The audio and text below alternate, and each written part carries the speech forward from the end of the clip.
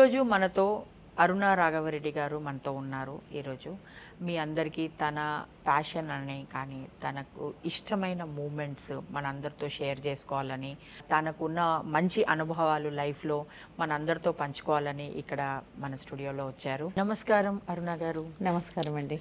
అరుణ గారు, నేను ఎప్పుడు మిమ్మల్ని చూసినా కూడా నాకు మీ ఎనర్జీ అది ఒక కంటేజియస్గా ఉంటుంది. చాలా ఇలాంటి ఎనర్జీ ఉండాలి అని అంటే డెఫినెట్గా దీంట్లో ఏదో ఒక రహస్యం ఉందని నేను అనుకుంటాను.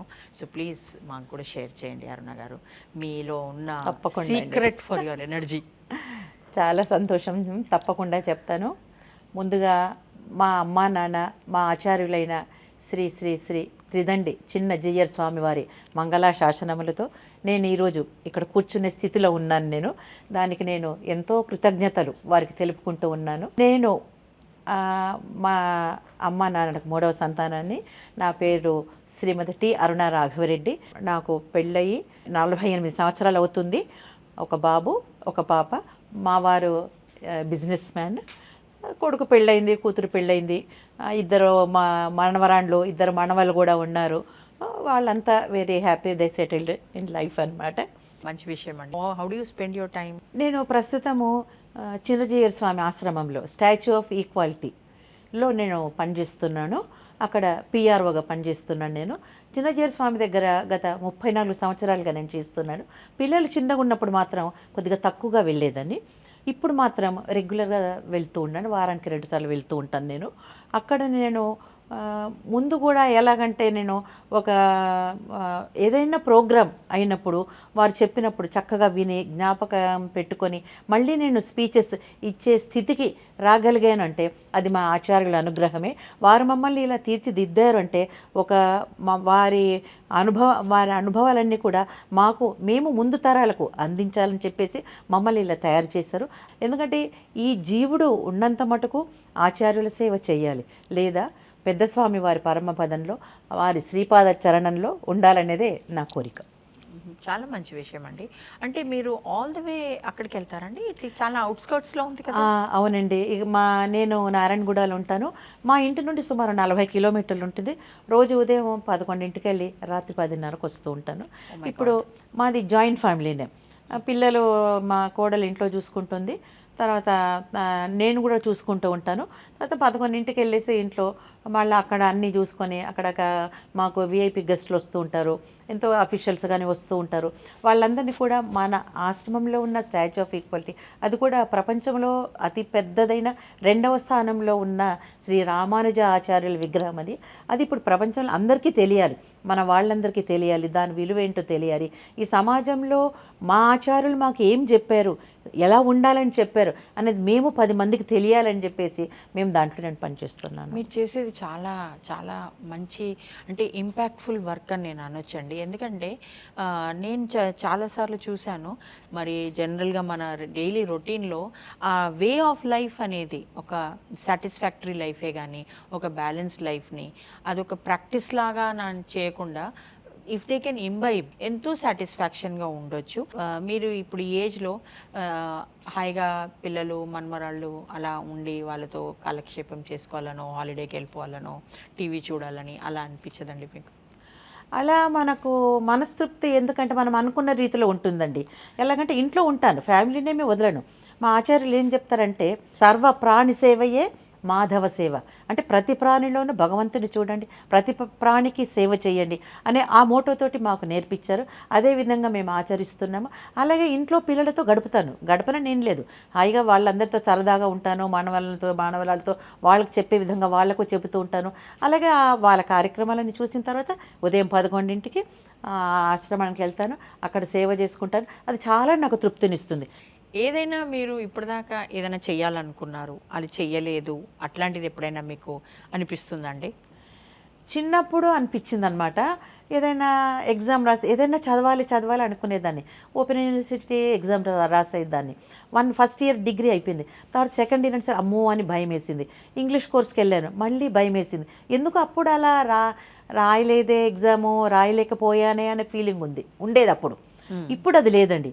ఎందుకంటే నేను ఆచార్యుల పాద సన్నిధికి వెళ్ళాను.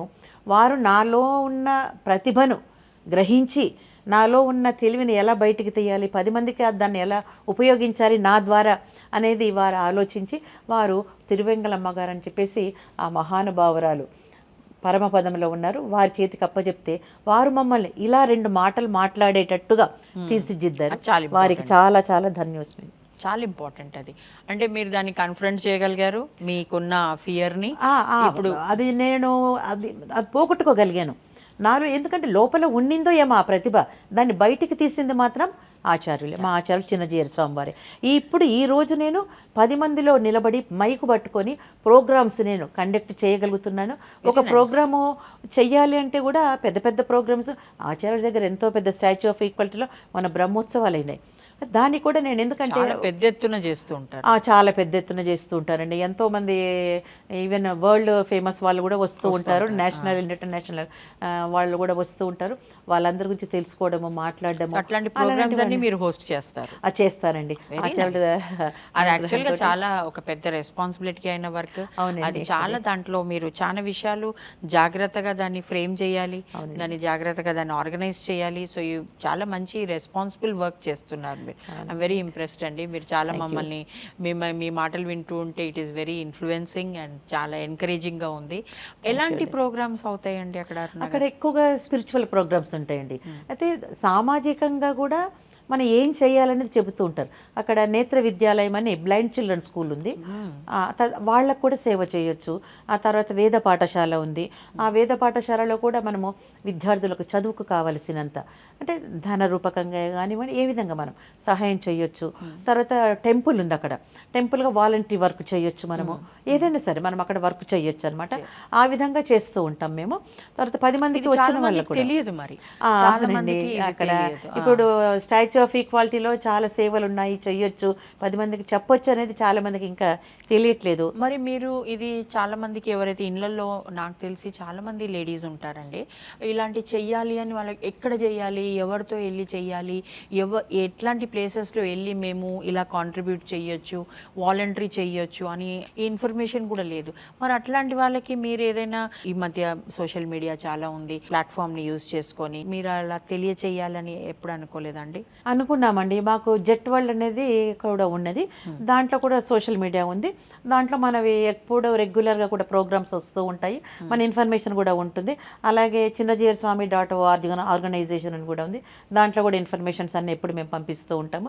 స్టాచ్యూ ఆఫ్ ఈక్వాలిటీ అని ఉంటుంది, దాంట్లో కూడా day by day every day మాకు అక్కడ ఏం జరుగుతుంది, మీరు ఏ విధంగా దాంట్లో పాలు పంచుకోవచ్చును, ఏ విధంగా దాంట్లో మీరు కాంట్రిబ్యూట్ చేయవచ్చును, ఈవెన్ బ్లైండ్ చిల్డ్రన్ కానివ్వండి, టెంపుల్కి కానివ్వండి, వేద పాఠశాలకు కానివ్వండి, ఎలా మీరు కాంట్రిబ్యూట్ చేయొచ్చు, మేము దాంట్లో అన్ని వివరంగా చెప్తూ ఉంటాము. అమెరికా, ఆస్ట్రేలియా ఇట్లాంటి అన్ని చోట్ల కూడా మన బ్రాంచులు ఉన్నాయి, చిన్నజీయర్ స్వామి బ్రాంచులు ఉన్నాయండి.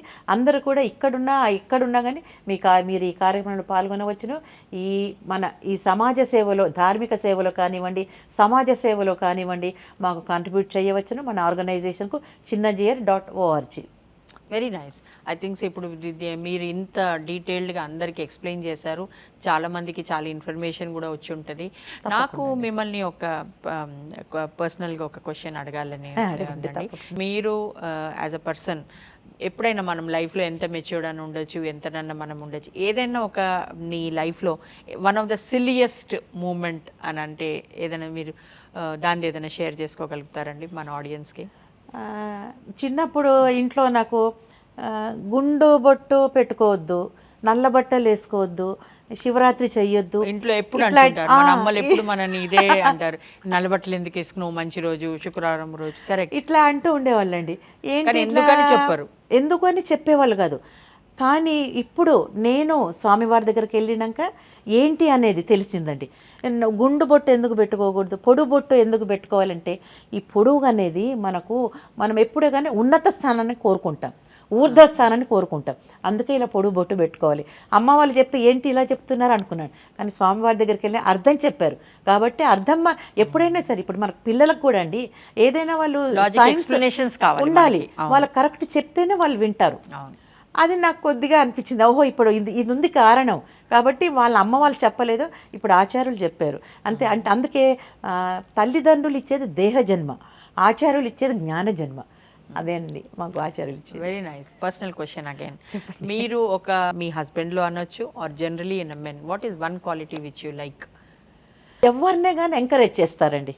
అది కావాలి మనకు. ఒక మనిషిలో మంచితనం అంటూ ఏది ఉందో, అంటే భార్యగా నన్నే కాదండి, కొడుకులో కానీ కూతుర్లో కానీ ఎవరిలో అయినా కానివ్వండి, ఒక మంచి అని ఉంటే దాన్ని ఎంకరేజ్ చేస్తారు. Very అది I like him. That's a very positive. ఆ రేడియన్స్ ఆయనలో ఉన్న పాజిటివ్ థాట్స్ని మీకు కన్వే చేశారు and you are become a positive energy. అది చాలా మీరు స్ప్రెడ్ చేస్తున్నారు. కీప్ ఇట్ అప్ అండి, దట్స్ వెరీ నైస్. నాకు ఇంట్లో నా భర్త, నా కొడుకు, కోడలు, నా భర్త రాఘవరెడ్డి గారు, నా కొడుకు రేవంత్ రెడ్డి, నా కూతురు రచన, కోడలు సింధూర, మనవరాలు జైత్రి, మనమడు ధర్మతేజ, తర్వాత కూతురు పిల్లలు కూడా ఇద్దరున్నారు, తన్వి అండ్ సాకిత్. అందరూ కూడా నాకు చాలా కోఆపరేషన్ చేస్తారండి. ఎందుకంటే మంచి అనేది ముందు పిల్లలతోటి మనం ఇంట్లో ప్రారంభించాలి. అబ్సల్యూట్లీ. అందుకని అలా నేను కొద్దిగా ట్రై చేస్తున్నాడు, వాళ్ళు వినడానికి కూడా ప్రయత్నం చేస్తున్నారు. అదైతే నాకు చాలా ఆనందంగా ఉందండి. Very nice. So that's a very good అండి, వెరీ నైస్ ఫ్యామిలీ అండ్ మీది కూడా journey is very very nice and happy. Your a happy soul. Keep the good work going. జై Thank you so Srimannarayana. much. జై శ్రీమన్నారాయణ. జై శ్రీ